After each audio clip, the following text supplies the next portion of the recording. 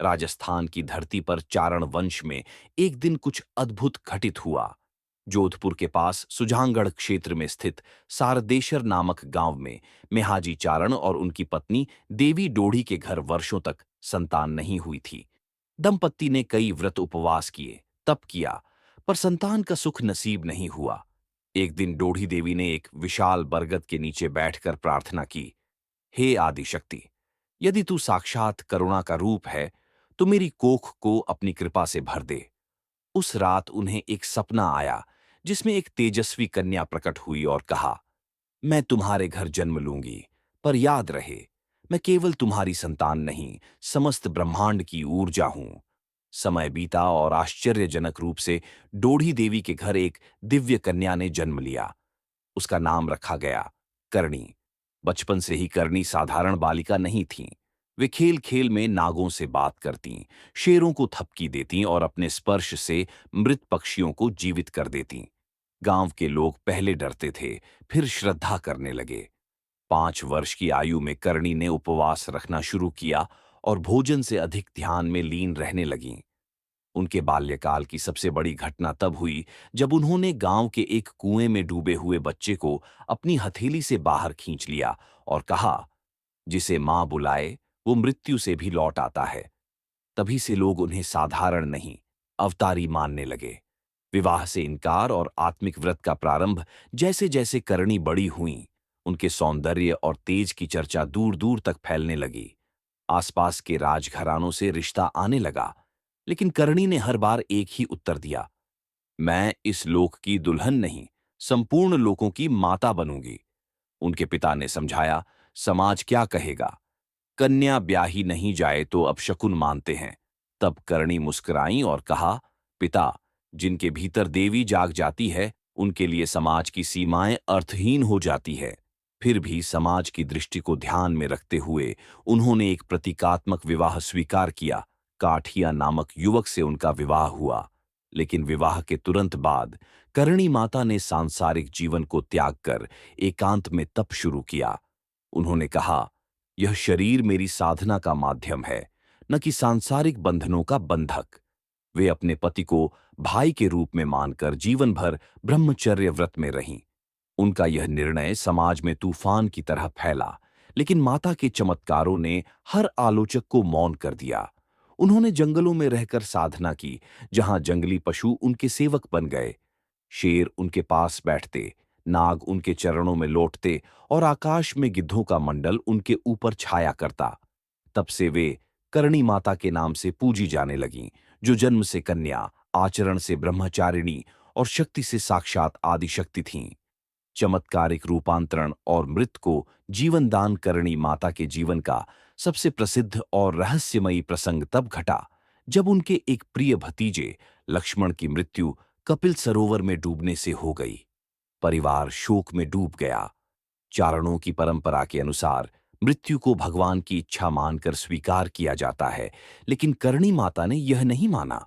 वे सरोवर के किनारे बैठीं और 3 दिन तक ध्यानस्थ रहीं। तीसरे दिन उन्होंने अपनी आंखें खोलीं और कहा, जब तक यह संसार अन्याय से भरा है, तब तक करणी न्याय करेगी। मैं यमराज से संवाद करने जा रही हूं। ये कहकर उन्होंने जल में प्रवेश किया और अदृश्य हो गईं। यमलोक में यमराज ने माता को देखकर आदरपूर्वक स्वागत किया। करणी माता ने कहा, लक्ष्मण मेरे कुल का रक्षक है, उसे लौटाओ। यमराज ने कहा, जिसकी आत्मा एक बार मेरे लोक में आ गई, उसे लौटा नहीं सकते। तब माता ने क्रोधित होकर कहा, तुम मृत्यु के अधिपति हो, परंतु मैं शक्ति हूं। यदि तुम नियम नहीं तोड़ोगे तो मैं व्यवस्था बदल दूंगी। यमराज भयभीत हो उठे और माता को वरदान दिया, आपके कुल के लोग पुनर्जन्म नहीं लेंगे। वे मरने के बाद चूहों के रूप में लौटेंगे और आपके मंदिर में सेवा करेंगे। माता ने लक्ष्मण को जीवित कर दिया और उसे वापस पृथ्वी पर लाईं। तभी से करणी माता के मंदिर में चूहे पूजे जाते हैं, क्योंकि वे उनके वंशजों की आत्माएं हैं। यह घटना केवल एक चमत्कार नहीं, बल्कि इस बात का प्रमाण बन गई कि करणी माता मृत्यु की रेखा को भी मिटा सकती है। मुगलों से रक्षा और युद्ध में शक्ति का प्रकट होना करणी माता की ख्याति बढ़ती जा रही थी, पर सत्ताधीशों को यह बात खटक रही थी। मुगल सेनापति शेर खां ने एक बार सौराष्ट्र की सीमाओं पर हमला किया और करणी माता के क्षेत्र को रौंदने का आदेश दिया। गांव के लोगों ने माता से शरण मांगी। करणी माता ने युद्ध भूमि में जाने का निर्णय लिया। उनके साथ कोई सेना नहीं थी, बस कुछ ग्रामीण, और माता स्वयं बकरे पर सवार होकर निकलीं। जैसे ही शेर खां की सेना सामने आई, माता ने अपनी बोतल हवा में घुमा दी। वह बोतल जिसमें तंत्र, क्रोध, भय और यम की शक्ति बंद थी। बोतल से निकली आग की लपटों ने दुश्मनों को अंधा कर दिया। माता ने कहा, यह युद्ध नहीं, चेतावनी है। शक्ति को मत ललकारो, अन्यथा विनाश स्वयं बुला लोगे। घबराई सेना पीछे हट गई। शेर खां ने क्षमा मांगी और कहा, मैंने तुम्हें स्त्री समझा था, पर तुम तो ब्रह्मांड की मां हो। करणी माता ने कहा, जो भी स्त्री को दुर्बल माने, उसे मेरी इस बोतल की गर्मी का अनुभव अवश्य कराऊंगी। इस घटना के बाद उनके नाम से कोई भी राजा टकराने का साहस नहीं कर पाया। उनका मंदिर युद्ध के समय सैनिकों के लिए आशीर्वाद का केंद्र बन गया, देह त्याग नहीं, परिनिर्वाण। और आज भी जीवित उपस्थिति करणी माता ने 151 साल तक पृथ्वी पर विचरण किया। उन्होंने कई राजाओं को आशीर्वाद दिया और कईयों को उनके अहंकार से मुक्त किया। उन्होंने भविष्यवाणी की थी, मैं इस धरती को छोड़ूंगी नहीं, केवल देह का रूप बदलूंगी। उनके अंतिम दिनों में भक्तों ने देखा कि वे अब भी वैसे ही युवा दिखती थीं, जैसे 16 वर्ष की अवस्था में। एक दिन बीकानेर के पास देशनोक में वे ध्यानस्थ हो गईं। भक्तों ने सोचा कि वे समाधि में हैं, पर जब कई दिन बीत गए और उनकी देह से दिव्य सुगंध आने लगी, तब लोगों ने समझा माता ने देह नहीं त्यागी, बल्कि स्थूल शरीर को सूक्ष्म रूप में परिवर्तित कर लिया है। आज भी देशनोक के मंदिर में लाखों श्रद्धालु आते हैं और माता की उपस्थिति को अनुभव करते हैं। मंदिर में विचरते सफेद चूहे माता के रूप माने जाते हैं और कहते हैं कि जो उस सफेद चूहे को देखे, उसका भाग्य उसी क्षण बदल जाता है। माता के दरबार में कोई पुकार अधूरी नहीं जाती और कोई व्रत निष्फल नहीं होता। वे आज भी वहीं विराजमान हैं, अपने भक्तों की रक्षा के लिए, अपनी बोतल में बंधी शक्तियों के साथ और बकरे की सवारी पर आरूढ़, कलयुग की सबसे जागृत और रहस्यमयी देवी के रूप में। एक दिव्य अवतार राजस्थान के चारण वंश में एक संत दंपति थे, मेहाजी जी और देवी श्री सौभाग्यवती। वे निसंतान थे, परंतु निरंतर तपस्या और देवी शक्ति की आराधना में लीन रहते थे। एक दिन सौभाग्यवती ने शिव भक्त स्त्री से आशीर्वाद स्वरूप एक पुत्र को जन्म देने का वर मांगा, परंतु पुत्र जन्म से पूर्व ही उनकी गोद में वह बालिका प्रकट हुई, जो रोई नहीं, बल्कि मुस्कुराई। बालिका को देखते ही माता पिता को लगा, ये कोई साधारण कन्या नहीं है, ये स्वयं शक्ति का रूप है।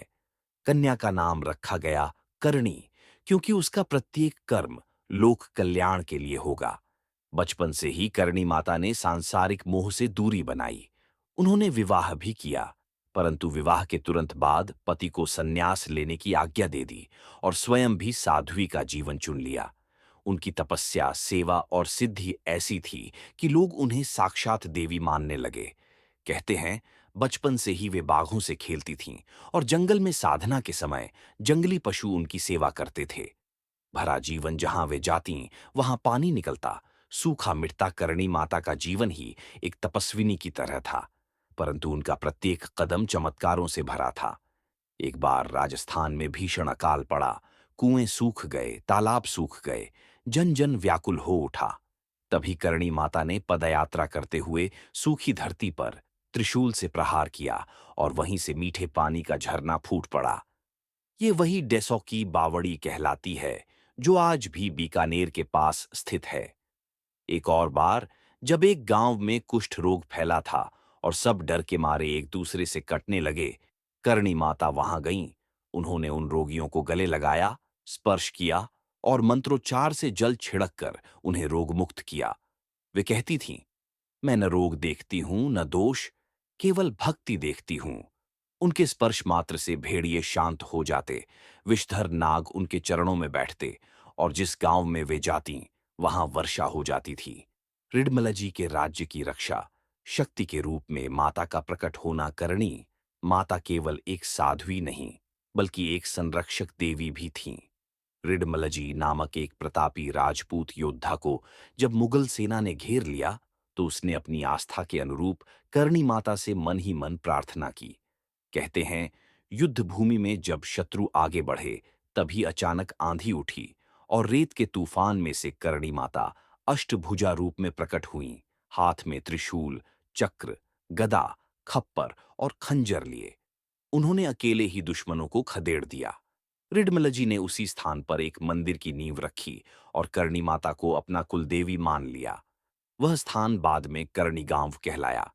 यही नहीं, करणी माता की कृपा से रिडमल जी का राजवंश कई पीढ़ियों तक स्थिर और समृद्ध रहा। यह उदाहरण बताता है कि करणी माता केवल आध्यात्मिक शक्ति ही नहीं, भौतिक युद्धों की भी विजेता थीं। का सबसे बड़ा रहस्य है वहां के चूहे, जिन्हें काबा कहा जाता है और जो मंदिर में खुलेआम घूमते हैं। कथा कहती है कि करणी माता के सौतेले पुत्र लक्ष्मण की मृत्यु एक झील में डूबने से हो गई। परिवार विलाप कर उठा। तब करणी माता ने यमराज से युद्ध करके उनका ध्यान खींचा और कहा, मेरे पुत्र को वापस करो। यमराज ने कहा, नियम अटल है, मृत्यु के बाद आत्मा वापस नहीं आती। तब करणी माता ने नियम को चुनौती दी और कहा, यदि नियम से न्याय नहीं, तो मैं अपने नियम बनाऊंगी। यमराज ने समझौता किया, आपके कुल के जो भी मृत्यु को प्राप्त होंगे, वे नरक या स्वर्ग नहीं, बल्कि चूहों के रूप में जन्म लेकर आपके मंदिर में निवास करेंगे और फिर पुनः मनुष्य बनेंगे। तब से मंदिर में हजारों चूहे हैं, जो इंसानों के बीच घूमते हैं, प्रसाद खाते हैं और जिन्हें विशेष दर्जा प्राप्त है।